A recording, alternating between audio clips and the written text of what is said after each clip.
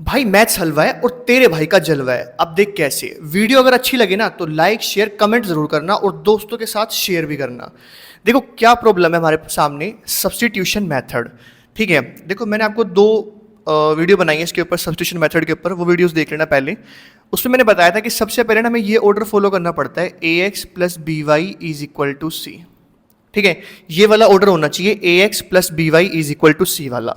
अब देखो यहाँ पे x की वैल्यू है, ठीक है, फिर y की वैल्यू है, ठीक है, इज इक्वल टू में कंस्टेंट वैल्यू है, ठीक है, x की वैल्यू है, ठीक है, y की वैल्यू है, ठीक है, इज इक्वल टू में कंस्टेंट वैल्यू है, ठीक है। फिर मैंने क्या बताया था आपको कि हम इसमें से क्या करेंगे, जो सिंपल इक्वेशन उसको उठा लेंगे। जैसे मैंने क्या किया, 3x minus y is equal to 3, इस इक्वेशन को मैंने उठा लिया। फिर हम क्या करते थे, किसी की भी एक वैल्यू निकालते थे, जो में चाहे x की निकाले चाहे y की निकाले, बाकी सारी वैल्यू वहाँ भेजते थे।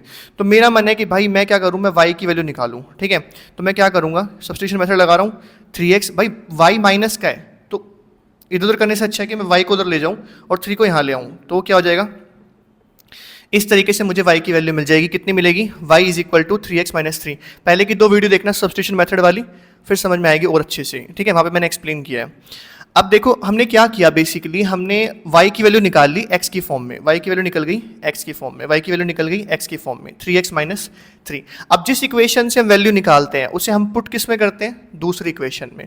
तो y की इस वैल्यू को मैं इस इक्वेशन में पुट करता हूँ। क्या है ये, 9x minus 3y is equal to 9। ठीक है, अब मैंने लिखा 9, फिर मैं 9x लिखा माइनस 3, y मल्टीप्लाई हो रहा है 3 से, मैं y की जगह पूरी वैल्यू पुट कर सकता हूँ जो मेरे पास में आई है, 3x माइनस 3। तो y की जगह मैंने रखा 3x minus 3 is equal to में क्या है, 9। ठीक है, अब इसको सोल्व करते हैं तो देखो क्या होगा, 9x माइनस 3, 3 से कितना हो गया 9x, माइनस माइनस क्या हो गया प्लस, 3 3 से कितना हो गया 9 इज इक्वल टू में 9। 9x से 9x कैंसिल हो गया, 0 हो गया है ना, प्लस 9 इज इक्वल टू क्या आ गया 9। यह तो कुछ सोल्व ही नहीं हुआ हमारा, तो x ही पूरा गायब हो गया, एलिमिनेट हो गया। अब देखो ऐसा क्यों हुआ, हमारे पास में हमें कोई वैल्यू मिली क्यों नहीं, हमें कोई वैल्यू इसलिए नहीं मिली क्योंकि हमारे पास में ना, अब ध्यान से समझना, हमारे पास में दो इक्वेशन थी शुरू में क्वेश्चन में, एक और दो। हमारे पास में शुरू में क्वेश्चन में दो इक्वेशन थी, यहीं पे हम गलत हैं। हमारे पास में दो इक्वेशन थी ही नहीं, हमारे पास में एक इक्वेशन थी। इस इक्वेशन को जरा ध्यान से देखो, 9x minus 3y is equal to 9।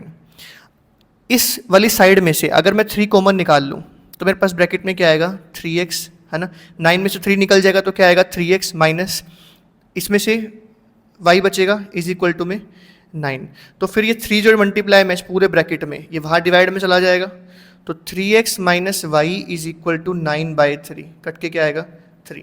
तो 3x minus y is equal to क्या आ जाएगा 3। तो तुम ध्यान से देखो कि तुम्हारे पास में दूसरी इक्वेशन कभी थी ही नहीं, तुम्हारे पास शुरू से एक ही इक्वेशन थी। ठीक है, इसी इक्वेशन को चेंज करके ऐसे लिख रखा था, इसलिए तो तुम्हारा ये क्वेश्चन सोल्व नहीं हुआ। इसलिए एग्जाम में एग्जामिनर तुम्हें कंफ्यूज करने के लिए ऐसी इक्वेशन दे सकता है। तो पहले ये देखना कि यार वो कहीं सेम इक्वेशन तो नहीं है। कैसे देखोगे, जो बड़ी वैल्यू होगी ना उसमें से कुछ ना कुछ कॉमन निकाल के पहले सोल्व करके देख लेना, उससे तुम्हें आइडिया आ जाएगा कि यार सेम इक्वेशन है कि नहीं है। अगर कुछ कॉमन नहीं निकलता, कुछ कटता नहीं, सेम इक्वेशन नहीं बनती, फिर आप उसको सोल्व करना। ठीक है, अदरवाइज आपने कितना करना है मैं बताता हूँ। अदरवाइज आपने क्या करना है, इस क्वेश्चन के अंदर में, इस प्रॉब्लम में आपने क्या करना है, अदरवाइज आप ये देखो कि आपके पास में जो आपने एक इक्वेशन ली थी, देखो ये वाली भी यही इक्वेशन है, तो यार इस इक्वेशन से मुझे यही वैल्यू तो मिलेगी। मुझे क्या मिलेगा कि y is equal to 3x minus 3। तो मैं इसमें करूंगा क्या, मैं क्या लिखूं इसके अंदर कि क्या आंसर आया मेरा x y का, तो मैं ये बोलूंगा देखो भाई कि x की 4, मैं बोलूंगा भाई देख 4 डिफरेंट वैल्यूज ऑफ x, कि भाई तू जो वैल्यू पुट कर ले इसके अंदर में, x की जगह पे तेरा 1 2 3 4 जो मन जी पुट कर ले, डिफरेंट वैल्यूज, अलग अलग वैल्यू पुट करो x की जगह, for different values of x there are different values of y की भी उतनी सारी वैल्यू निकल जाएंगी। इसका मतलब, इसका आंसर एक तरीके से क्या है, इन्फिनाइटली, x और y की वैल्यू क्या होंगी, इन्फिनाइटली मैनी सॉल्यूशंस। किसके लिए, फॉर x एंड y, कि हमारे पास में x और y के लिए दुनिया भर के सॉल्यूशन निकल जाएंगे। क्योंकि अगर दोनों इक्वेशन अलग अलग होती तो हमारे पास में भाई x भी निकलता और y भी निकलता, लेकिन ये तो इसी इक्वेशन को पागल बना के हमें इसमें दे दिया।